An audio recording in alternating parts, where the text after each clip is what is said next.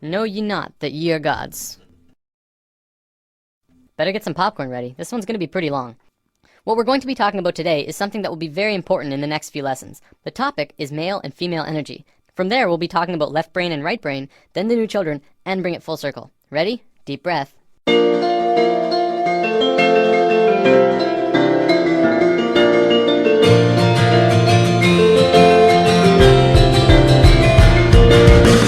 A few weeks ago, we touched upon chakras and how they're at the source of what's affecting your internal systems. What we didn't talk about was the energy flowing within them. Now, there's lots of kinds of energy through and around all of us, and that'll be a future topic later on. Today, I want to talk about two specific energies that can be expressed through this image. The energy that flows here is male and female energy. Male energy is focused, and female energy is creative and random. Neither of them is greater nor weaker than the other, and both can be extremely powerful when fully manifested. Female energy is the land of unbridled possibilities, creative potential, and affecting the universe from within. Focused male energy takes direct roads from point A to point B. This energy can be as strong as a tank, accomplishing tasks and going where it needs to go with precision and without distraction. The important thing to know about this energy isn't how they move. I'm going to use some super basic sacred geometry to demonstrate this. This is the Fibonacci spiral. We're going to be talking a lot more about it when we dive into the topic. For now, all you have to know is that it starts at 1 and flows outward forever in a very specific way, and is present in all life everywhere. As male energy flows through the spiral, it goes from base point to point, from here to here, to here to here. It doesn't curve, it just goes straight where it needs to be. Female energy, however, would flow in the actual spiral. It would go around, going in and around outside all of the lines, but still getting to the same or similar results. This is the graphic representation of how it flows, but it also acts in the same way.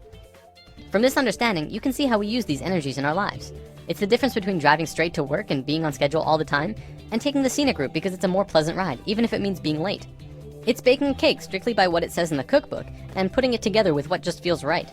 It's getting that promotion for working the hardest, and getting that promotion for coming up with the best ideas. Here's a relatable example. It's the difference between Inception and Sucker Punch. Both about dreams, but one of them being the masculine story of professional men just doing their no-nonsense work, trying to get the job done, and the other being the feminine story that was creative and random and, according to many, didn't make much sense. Both male and female energy, like the chakras, have their own traits. Male energy is linear, analytical, strategic, and practical. However, when male energy is constricted, it is very blundering and confrontational, and what tends to occur is not seeing all sides of a situation, or not being open to any other possibility other than the one being pursued. You can see a lot of that in today's society. Most commonly, we call it being closed-minded. Female energy, on the other hand, moves in curves. It does not stay inside the lines. It is creativity and movement and expression and emotion. It can do anything and go anywhere, but it has trouble sticking to schedule.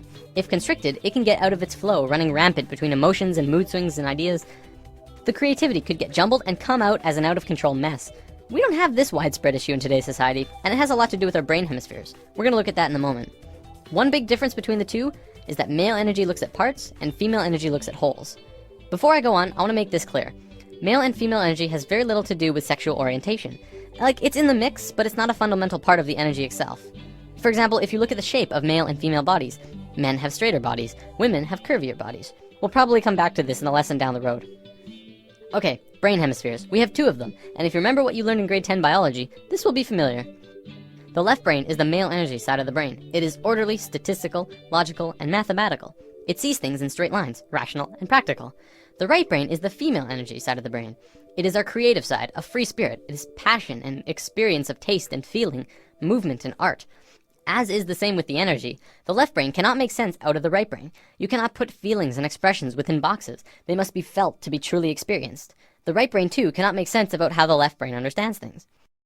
Okay, so as a species, we are primarily left-brained. Well, incredibly left-brained. This basically means that, as a species, we essentially have a male energy imbalance. There is way too much of it. It is dominant and is constricting on the female side of the brain. Now, don't get me wrong, this isn't a bad thing.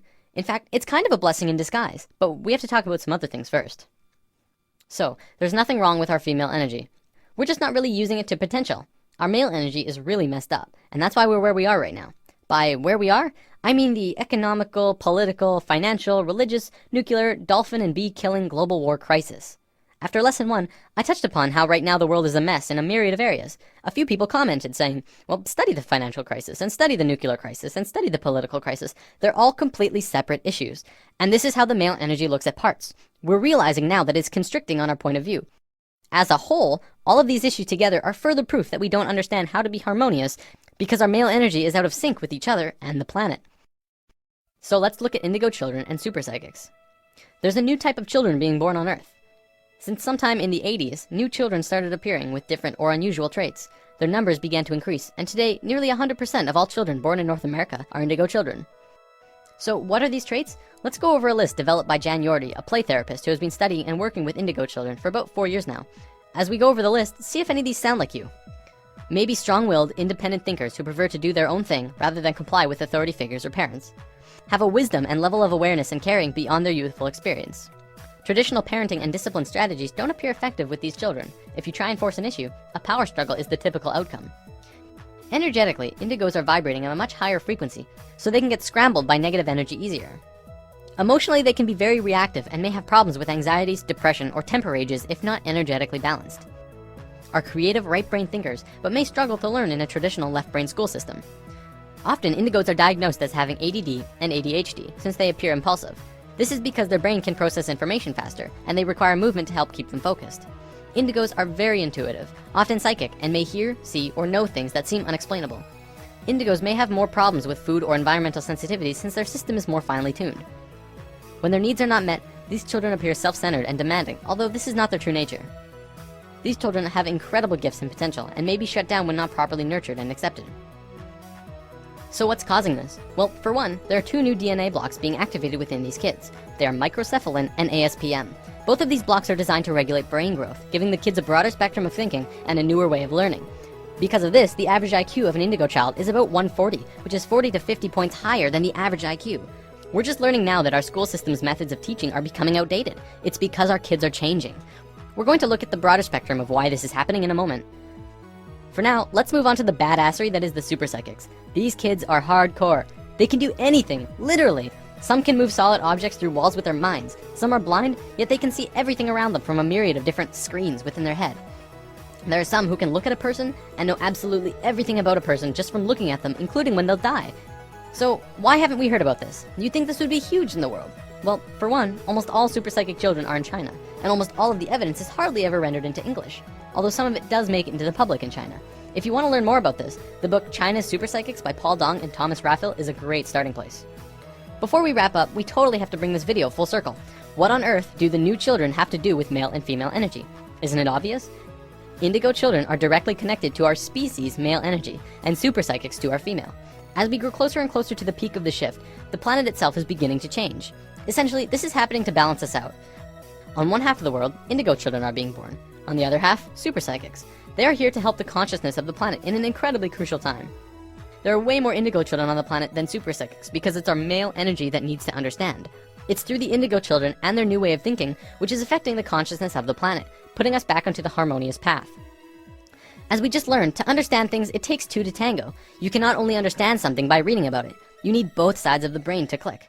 In the modern world, things like astral projection and channeling aren't really considered science. One of them is exploring different realms outside of the body, and one is communicating with beings of higher consciousness. And yet, because we can only seem to measure it from experience, it doesn't qualify to be legitimate. Because of this left brain constriction, we have lost a major part of what life is about. See, what we have is called polarity consciousness. We see everything in 2 ways, good or bad, hot and cold, right and wrong, religion and science. To once again become harmonious with each other on the planet, we have to learn to understand again from the left brain. When this happens, we can move out of polarity consciousness into unity consciousness, and that's essentially where we're going. That about wraps it up. See you next time. We all suspended in this one moment of movement, spiraling in fractal design, but your mind caught up in linear time.